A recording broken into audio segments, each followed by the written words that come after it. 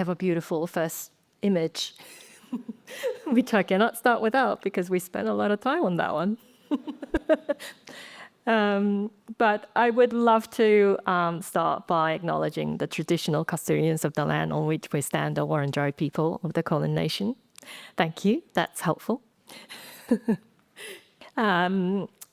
And pay my respect to the elders past and present. In sharing my own story today and how it fits into the broader ecosystem, I recognize the deep systemic and intergenerational knowledge that continues to shape this land.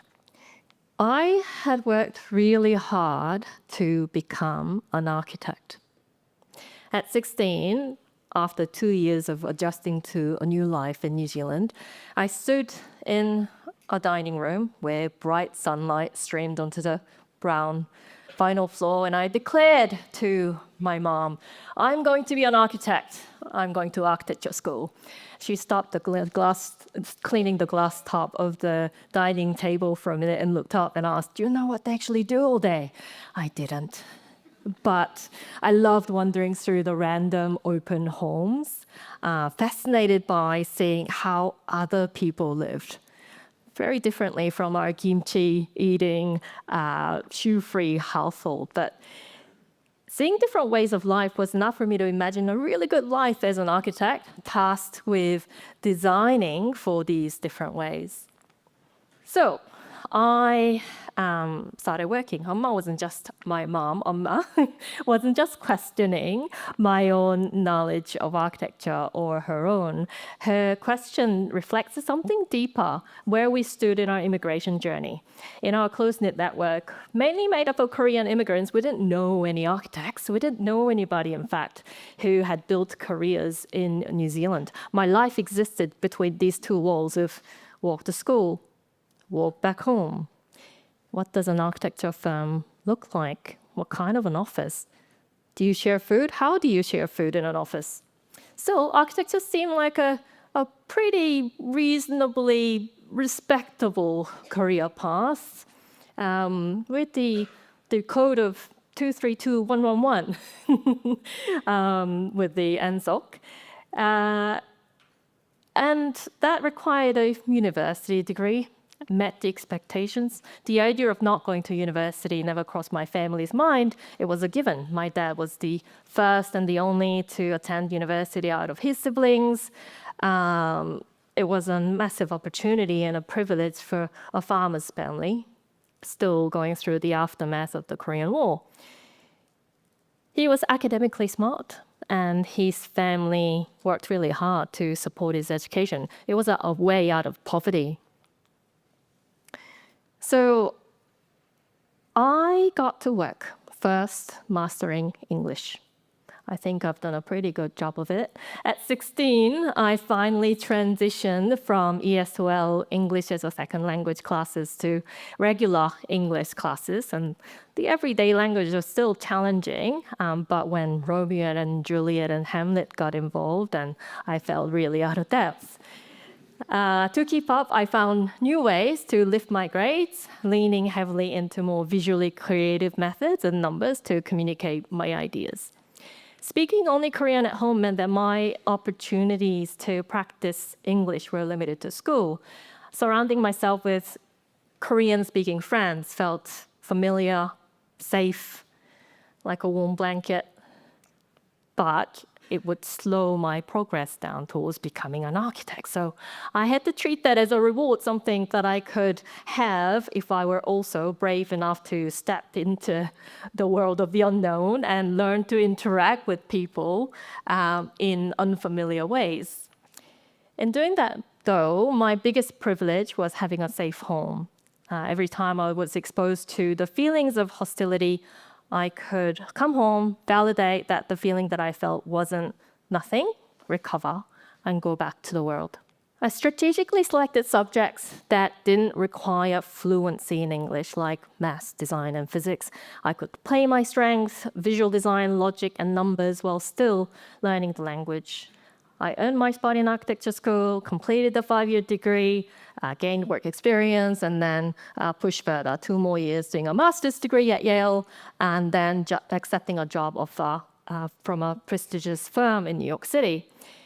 Fast forward to 2012, I finally became a registered architect in Australia. It was a milestone, an achievement, and a culmination of everything I've worked so hard for. And with that, I could finally quit doing architecture in a traditional way. Because what I pursued with so much determination had started to suffocate me. I was solving problems like designing a layout for 150 adaptable workstations. But the real solution wasn't the layout. It wasn't the number 150 or the workstations or even the seasonal surge. The real solution was in the way money was allocated, in the way that the contract was drawn to deliver the 150 workstations, in the way the workers showed up every morning to do their daily tasks. And I wasn't confident enough to push back and ask, is architecture the answer? So I laid out the 150 workstations. That moment marked the shift in how I saw the world. I spent years mastering a discipline, only to realize that mastery wasn't the answer. Asking better questions was. Then a new chapter began, one where questions became catalysts for change. I started looking at things differently.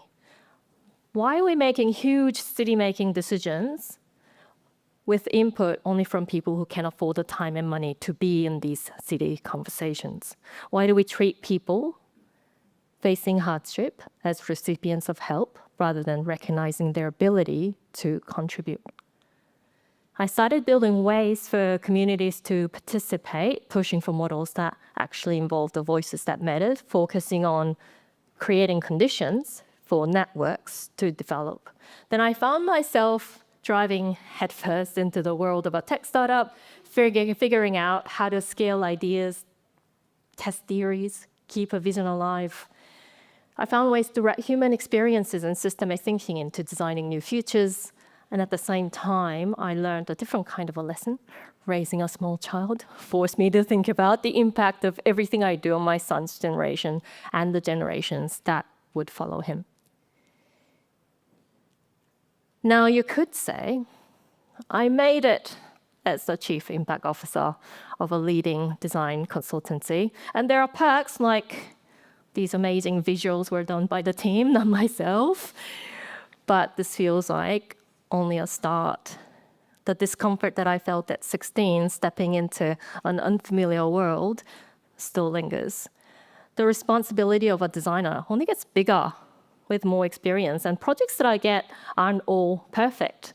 But the difference now is that I can be better prepared to learn new ways of thinking and working while staying more resilient and grounded.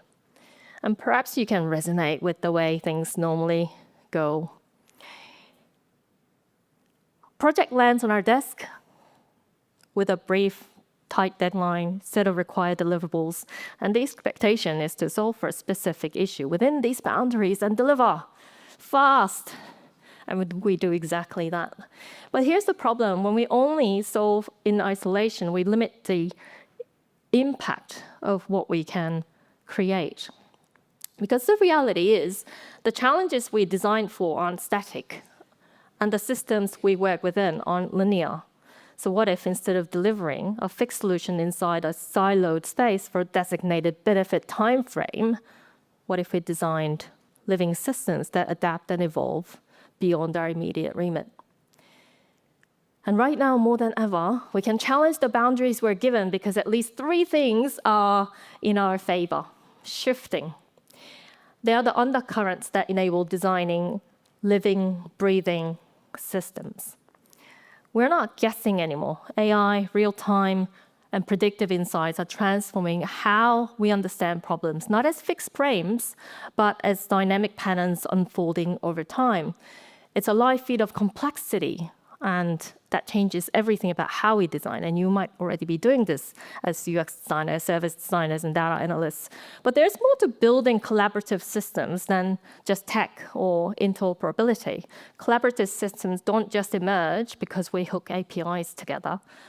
We as designers can help create the conditions for data to be meaningful and to be used for good into the future. And that means technology that's built on shared standards, like the FHIR standards that enables the exchange of electronic health information, systems that align the very complex incentives of the stakeholders that they want to share, act, and evolve, and governance models that doesn't just protect the data, but stewards it. Collaborative systems are enabled when people, machines, and organizations can work together across boundaries, and then we get the systems that breathe. When do we thrive in our work and when do we shrink? Psychological safety isn't just a warm and fuzzy HR phrase anymore. It's becoming structural, it's becoming strategic. Because when people feel safe enough to speak up, challenge the legacy logic, and admit mistakes and test wild ideas, systems begin to breathe. We stop being afraid of failure, stop sticking to our siloed mastery, and start being curious about complexity. And that's the unlock. Psychological safety allows us to move from project mode with fixed scopes and deadlines into systems mode, where relationships evolve, feedback loops form. Designing a living, breathing system isn't just about data infrastructure or AI or APIs. It starts with humans who feel safe enough to explore areas that are not their areas of expertise.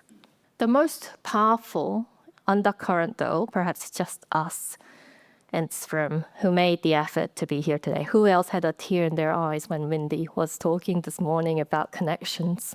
And this network of designers and thinkers and doers isn't just a sideline to our work. We are the system. And I know this because for a very long time in New Zealand and in Australia, I didn't have a network, and I worked in silos with little impact. And the kinds of problems that we're facing, climate, equity, healthcare, finance, don't sit neatly in one org chart, they ripple. And no one entity, no matter how well resourced, can solve these alone. And as I've been listening to some of the other speakers today and talking to some of you during the breaks, I feel that there's something really larger moving underneath our day jobs. Systems don't shift because we have permissions. Systems shift because we decide to act as if we are already connected. So here's the shift in thinking. Instead of designing for delivery, we can hold space for what's unfolding, the messy, non-linear dynamics of people, power, systems, and culture, be present with what's surfacing. We can host complexity, invite the right people into the room, surface the tensions and sense make together, and catalyze collective insight to create pathways, because when we treat solutions as the endpoints, then we shut the system down too soon. And at Tobias, through our transformation projects, I learned that when we design ways for ideas to keep moving, to grow, to reattach, to be questions and shift, that's when systems begin to breathe. But to get there, we have to recognize what's holding us back and start to remove and peel those layers of limitations. And I want to share 3 limitations for us to recognize in our work and perhaps in ourselves. Mastery often blocks our field of view. When we stay inside our disciplinary lane, the solutions we design risk being precise but partial. What might become possible if we zoomed right out? If instead of defining the edges of our work, we ask where it overlaps with others? Could we grow fluency across disciplines without needing to be fluent in everything? Cross-pollination is how systems evolve, and that begins with loosening the grip in our own expertise. And what will happen if we learn across disciplines, connect across disciplines, and hire across disciplines? Our minds are incredible, but bounded. We make decisions with incomplete information, under pressure, and with deeply ingrained mental models. What blind spots might still be shaping your work? Designing better systems might begin not with more control, but with more humility. And maybe the most future-shaping thing that we can do is to invite the perspectives that we haven't yet learned to see. Even the most innovative ideas struggle inside rigid systems. Governance, incentives, structures, they tether our ambitions before they even take flight. These structures are redesignable. Designing the right structure is not just about interoperable platforms or shared metrics. It's about trust. It's about designing the conditions for contributions across boundaries. But we don't remove limitations just to make better things.